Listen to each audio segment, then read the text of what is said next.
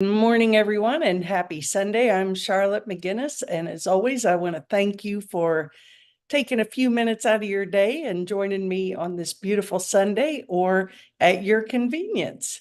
Anyway, it's beautiful here. We had a full day of rain yesterday, which just made everything perk up and look more beautiful, and life is good. So, earlier in the week, we got some new sod laid in the entire yard, which, as you all know, requires a lot of water.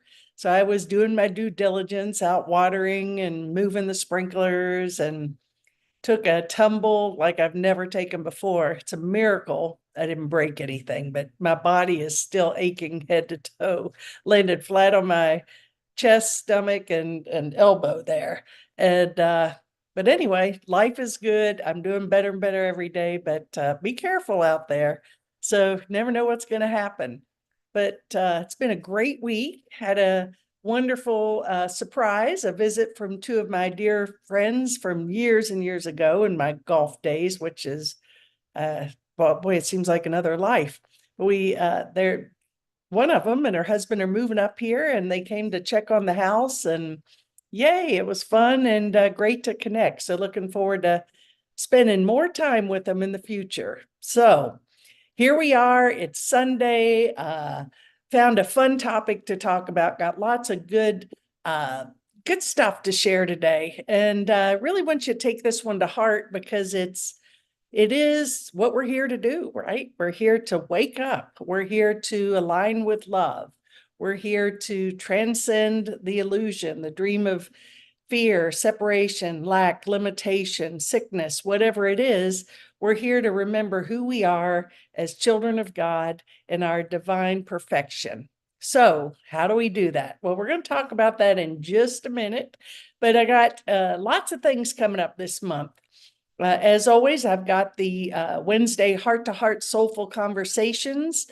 This week, my guest is Vicki Sproles, Reverend Vicki Sproles. She's a channel. She's an awesome lady. She's written books, and really looking forward to sharing her story with you. So 5 o'clock on Wednesdays. And of course, everything I do is archived on YouTube and Facebook. So you can always go there. My YouTube channel is youtube.com/inspire YOUTV. Everything is there. So if you don't catch it live, that's where I would suggest you go.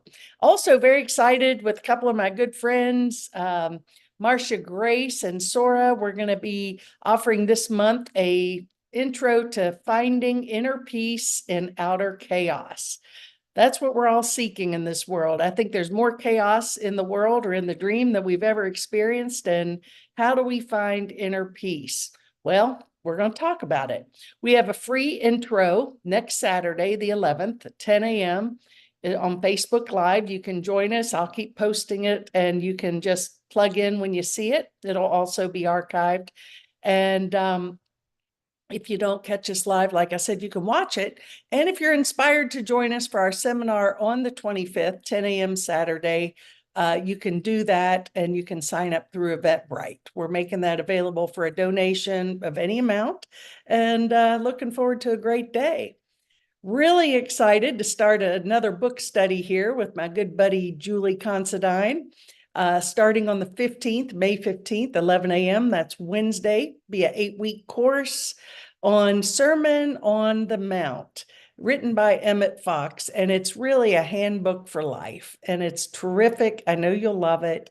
Join us. What we're going to do is we're going to set an intention, and we're going to support each other and work through this process as we study the book. And the end of 8 weeks, we're going to be flying. So it's going to be fun. Hope you can join us. And one last thing that I'm offering is many people have asked me about an introduction to A Course in Miracles. So on May 18th at 11 a.m., brief intro. All are welcome to join. It's going to be something that I think will be valuable for anyone, whether you know nothing about the course or you've been a longtime student. Feel free to join us. It's going to be an hour. We're going to talk about the history, the basic metaphysics, the language, all sorts of things. Who's Jesus in the Course? How does he present himself? It's going to be really fun. I'm looking forward to it. I haven't done this in a long time, so join me. All these things are on the website, on my Facebook page, website, charlottemcginnis.com, as well as the prayer ministry. So if you have any prayer requests for yourself or others, feel free to submit those on my website as well. Okie doke. So here we are, spiritual progress. I know in the 12 steps, they say something, I think, that we're not seeking spiritual progress, or excuse me, we're seeking progress, not perfection. And I think that's important because, I think when we're getting too ambitious to wake up or to see huge transformation or change or whatever it is we are seeking outside of ourselves, uh, really it's an inside job, as we know. Sometimes if we don't see the progress, the perfection we're seeking, we're not thinking we make progress. So this is like chiseling away a little bit at a time, getting to the core of who we are in reality, which is spirit, which is love, which is changeless, formless, and eternal, which is we're all powerful. We're here to overcome the world, just like our brother Jesus taught us so many 2,000 plus years ago. Okay, Yogananda, Paramahansa Yogananda. He has a little test of spiritual progress. He says, analyze yourself and find out whether you're happier today than you were yesterday. Well, all joking. Well, it says a joke. I am happier today because I'm not ailing in pain like I was yesterday. So yay, I'm happier. But all kidding aside, I can say I am happier every day. And I attribute that to the spiritual practices that I am engaged in, recognizing, and self-analysis. And that's what really Paramahansa is speaking of here. How about you guys? Are you happier today than you were yesterday? That's a good sign of spiritual progress. But if you find you're becoming touchy, finicky, gossipy, you may know you're going backward. So, something to think about. Are you a little edgy, finicky, anxious? Are you gossiping a little too much? Any's a little is too much. Any is too much. Then you're going backwards. Not to judge yourselves, but rather a recognition. If you feel you're happier today, then you're progressing, and this feeling of happiness must continue. So yes, we're here to ascend. I think that that's what all this finding inner peace in the outer chaos, right? It's all an inside job. The world is reflecting back to us my thoughts I am projecting onto it. Mastery. What is mastery? Mastery is being in the storm, but not of the storm. The eye of the storm, in other words. And Yogananda, he goes on to say, do not seek to find faults in others, for then your whole life comes tied with negative traits. Every person has some faults and needs for love and understanding. Be humble and loving towards others. Keep your mind engrossed with the divine, and you won't have time to think of these lesser things. Just like Mother Teresa says, I can't hate people because I'm too busy loving them, right? So that's what we're here to do, is not to seek faults in others, but rather just recognize who we are in truth. And also, when we see a fault in another, to understand it's an aspect of myself that is calling for healing. Always, no exceptions.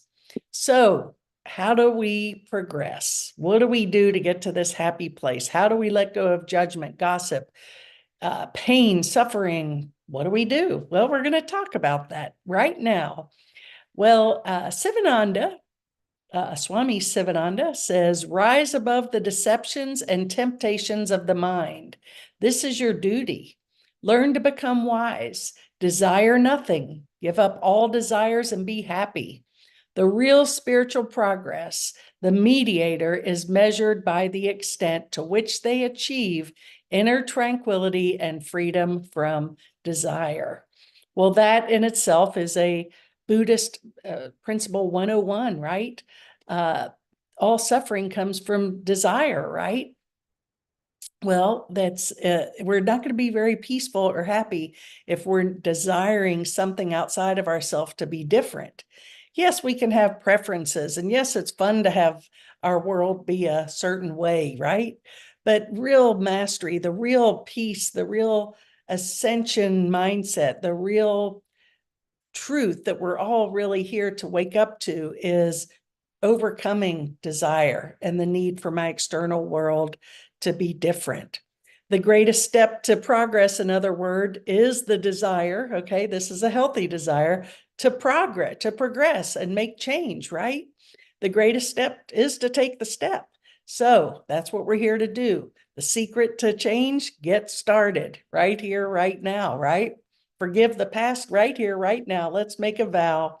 We're going to forgive the past, all my past, except its beauty is gone. And from here on, I'm going to be present. I'm going to be aware. I'm going to be conscious. I'm going to be kind. I'm going to be loving and forgiving, and all attributes that lead me to ascension and awakening. So, in other words, I look at, we talk about this a lot, spiritual progress is a detox, it's a release, it's a letting go, it's staying present. So we're detoxifying our minds and our bodies of all the sludge and the crap that we have piled onto it, all the judgments and expectations and idols and identities that are not true. And we're choosing to be more present and stay in the heart.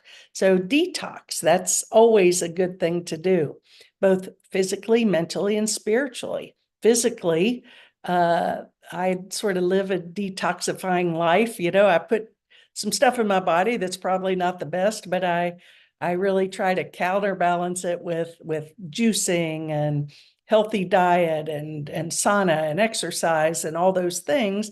So, we can't, the progress, not perfection, right? You do the best you can. And the more we detox from the stuff that doesn't serve our ascension, then the other doesn't have such a big impact. And I will say it becomes less interesting as well. I'm more interested in things that serve my awakening than serve my struggle. Well, progress means getting nearer and nearer to the place you want to be. And if you've taken a wrong turn, go forward. It doesn't get you any nearer. If you're on the wrong road, progress means doing an about turn and walking back to the right road. And in that case, the man who turns back soonest is the most progressive man. So if you've taken a wrong turn, turn around, right? It's just, oops, I can choose another path. Two paths diverged into a wood. Take the path that leads to peace and enlightenment. Well, I do, based on this, that was a quote from C.S. Lewis. The man who turns back soonest is the most progressive man. Quote from C.S. Lewis. Well, just this week, if you watch Netflix, fabulous movie, Anthony Hopkins again. One Life, I talked about a month ago, he was fabulous. This movie, Freud's Last Session, with Anthony Hopkins in it, oh my gosh. Well, it was beyond amazing. I definitely recommend it. And he was the main character playing Sigmund Freud. And it was about his relationship with C.S. Lewis. Okay, C.S. Lewis, it was cool. Watch it on Netflix, Freud's Last Session. I think you'd enjoy that. So we're all seeking success or awakening. We just have to lighten up, enjoy the journey, because, it's failure is not fatal. If you screw up, get up, dust off your boots and move on, right? It's the courage to continue that counts. And, sometimes if we, I always go back to the quote or the statement from Thomas Edison. And, what did he do? Invented the light bulb, among many other things. And he talks about, it took him 10,000 tries to discover how to make the light bulb.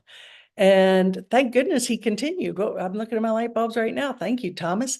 But what if he had given up? And his statement was, well, at least I know 10,000 ways that don't work to make a light bulb.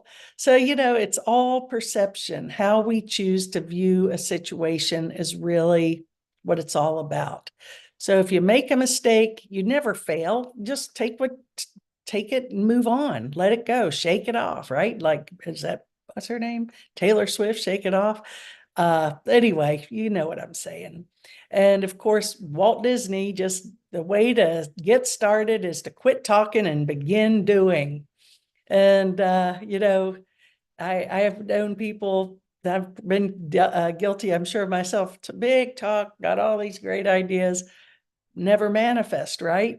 Well, stop talking and begin doing. So take those dreams into your heart, turn them over to spirit, and take action. And one little step at a time, every step we take moves us closer to the goal. I think a reason a lot of people don't, what I've come to recognize is people often are afraid to do, they can talk, but they're afraid to do because they're afraid of failure. And failure is just part of the journey. It's not really failure. It's just another opportunity for growth and learning. So it's actually a blessing. Nelson Mandela, the greatest glory in living lies not in never falling, but rising every time we fall. So that's what it's all about. Get back up. Yeah, we're going to make mistakes. I don't know anyone who hasn't made mistakes. And actually, there are no mistakes. They're just lessons. If you really look at them from a spiritual context, everything is put in our path, in our journey, as an opportunity for growth and healing and waking up. So lighten up, everybody. Have some fun. Like Yogananda says, are you happy today? If you're not happy, that's okay. Make more choices that lead you in that direction. That's what we're talking about. Dr. Jane Goodall, who she's an advocate for all the animals in the forest, and particularly the monkeys and the gorillas, and cool lady. I mean, wonderful. What a gift she's blessed the world with. And she talks about what we do makes a difference, and we have to decide what kind of difference we want to make. So, everything I talk about this a lot, and that is every thought has an effect. It goes back to this big quantum field, this soup, okay, that we're co-creating collectively, 8 billion souls projecting into this quantum, and maybe souls from other dimensions, God only knows. But the point is, every thought has an impact or an effect. So what kind of difference, what do I want to, like Jane says, what we do, I'll say what we think makes a difference, and we have to decide what kind of difference we want to make. In other words, what do we want to put into that field, that cosmic field? Do we want to put judgment, gossip, fear, sickness, separation? Or do we want to put love, kindness, forgiveness, health, prosperity, unity, loving everyone? So, it's up to us every moment what we're choosing to put into the field. And that in itself reflects back to us. So that's what this field is doing, this illusion, this dream. It's constantly giving us immediate feedback. And the feedback is an opportunity for us to say, like that, choose to do something different there. This feels good. I'm happy. This is right. And so that was kind. That wasn't so kind. You got what I mean, right? I know you do. Well, we've heard this before from many others, and I think it bears repeating 1,000-fold. And Yogananda, along with Mother Teresa, I've heard it from her as well. It's spiritual poverty, not material lack, that lies at the core of all human suffering. So we think that our suffering, well, there again, comes from, I want this to be different. I need that. I'm going to get one more degree. I'm going to buy a bigger house. I need a little more money. I need a little better golf game, what more relationships, less this, more that, whatever, and then I'll be happy. Well, as Dr. Phil says, how's that working for you? Eventually we come to the truth that, you know what? It isn't out there. It's spiritual poverty, not material lack, that's causing me to suffer. Well, success or happiness, success is not the key to happiness. Happiness is the key to success. If you love what you do, you'll be successful. And I think that, that's so important. And, we've been programmed, sadly, to think that, all the looking for love in all the wrong places, right? And that if we just accomplish this and get this, sort of have this plan, and I'm going to get these, these degrees, and I'm going to live in this house in this neighborhood, and I'm going to have these friends, and I'm going to have this relationship, and I'm going to have these things externally, all these things. And but meanwhile, most people, I've had the opportunity to meet many successful people. I will say people who have, in the illusion, in the dream, have acquired fame, money, all the things attributed with success. And can't say that they're any happier or as happy as a lot of other people I know. So the point is, it ain't out there. It's all good. It's all fun. It's great to accomplish things, but seek first the kingdom and then let everything come from there. Thomas Merton, wise monk who walked among us, I think he died in the 70s, not sure. But he says, do not look for rest in any pleasure, because you were not created for pleasure. You were created for spiritual joy. If you don't know the difference between pleasure and spiritual joy, you have not yet begun to live. And I love that. It's pleasure and spiritual joy. Pleasure is like, that's nice. And but I think spiritual joy is, I feel it. It's almost beyond describable, right? That spiritual joy is just like, oh, just happy with all things, being able to transcend the fear, and that's what we're seeking. And so, that's where I want to move from, is that pleasure, which is certainly fun.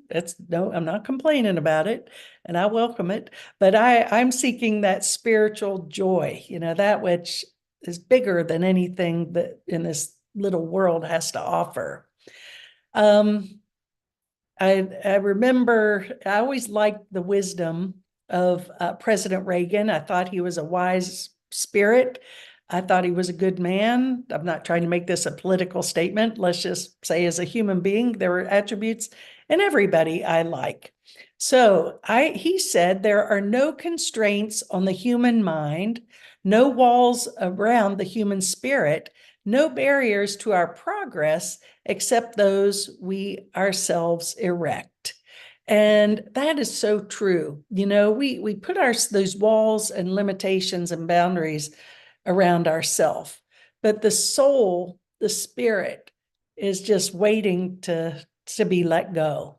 There are no limits in God, therefore there's no limits in me. Oh, the only limits we have are the beliefs in here, and our distorted beliefs, our programs, and our thinking. So there's no limit to what we're capable of. But it goes even beyond accomplishment. I think that real spiritual joy is when we know that who we are in truth. So let's wake up to that. So, again, pain and suffering is the conditioning of expecting things to go our way. And that holds true even in our spiritual lives. So it's like, okay, everything's going to go, I'm going to make this little map, and I'm going to do my mastermind, and I'm going to, do my vision board, and then I'm going to focus on it, and then I'm going to make it happen. And then, dang, it happened, and I'm still not happy.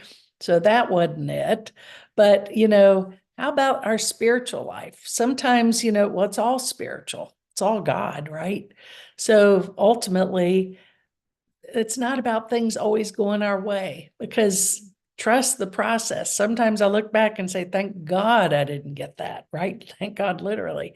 Boy, what a difference turn my life would have taken had I gotten what I thought I wanted, right? I know now that I don't know what anything is for. I just surrender to the moment. I ask to be guided and led.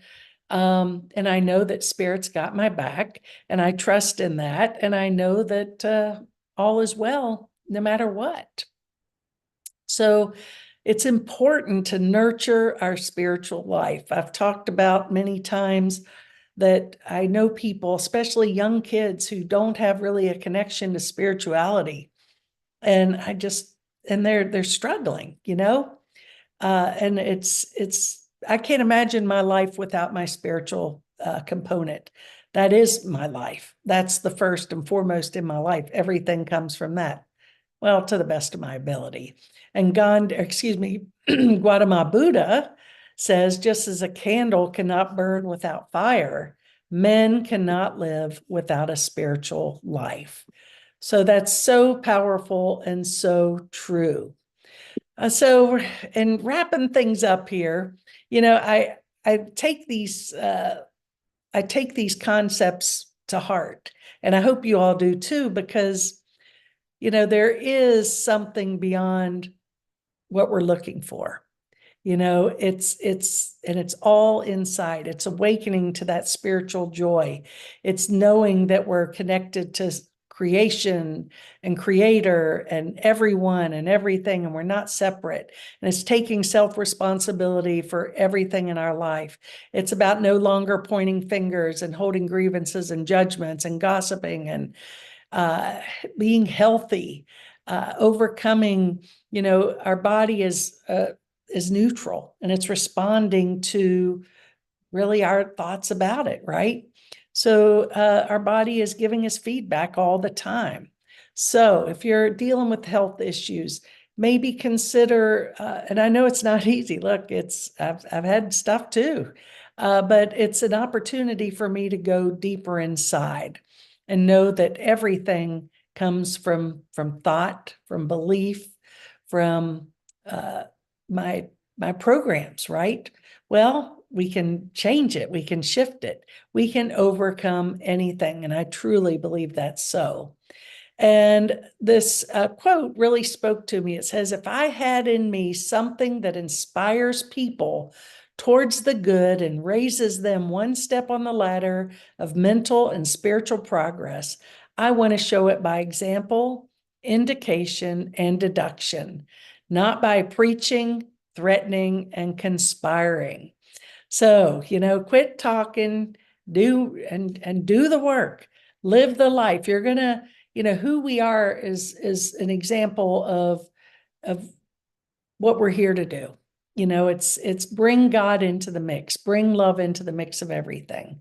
So I want to show by example, an indication and deduction. So I hope you all consider this. Take it to heart. And I'll close with this one little quickie. It says there are only two options: make progress or make excuses. It's up to you.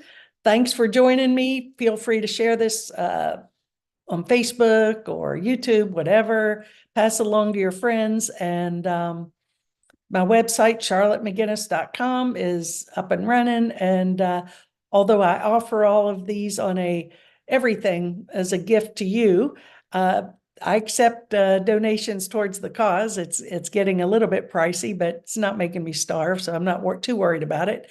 But anyway, it is what it is. All is well. I choose to be happy, and I hope you do too. See you when I see you. I got lots going on. Take care, everybody. Namaste.